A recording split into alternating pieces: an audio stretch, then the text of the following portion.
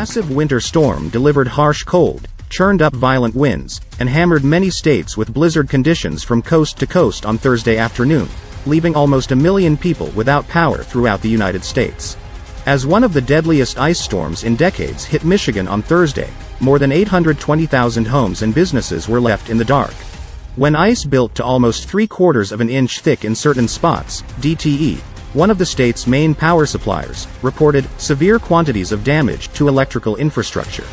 Around 2,000 power lines were knocked down and utility poles snapped due to the extreme weather, according to Matt Paul, Executive Vice President of Distribution Operations at DTE, who spoke at a news event on Thursday morning. How soon the potentially disastrous problem can be dealt with is unknown. The downed wires pose risks in addition to the risks of exposure faced by people who lose access to critical energy resources during the storms.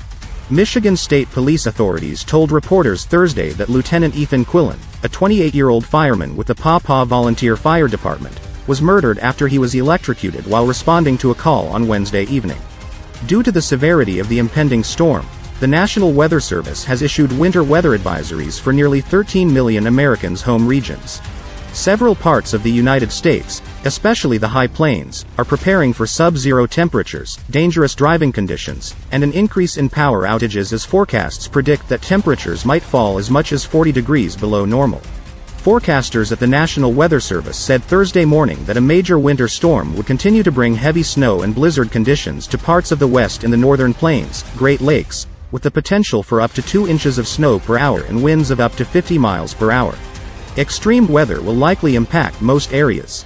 Temperatures in the south will break records as the north experiences sub-zero temps. Throughout the Midwest, the Middle Atlantic, and the southeastern United States, long-standing high-temperature records have already been shattered.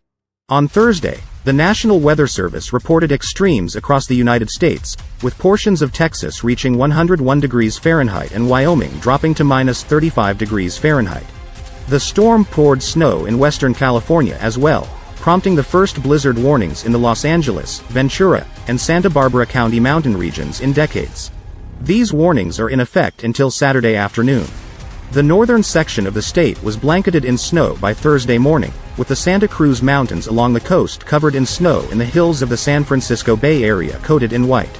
Up on the hills above Los Angeles, where the iconic Hollywood sign is located, snowflakes were noticed falling. There will be more wintry weather into the weekend, according to forecasts.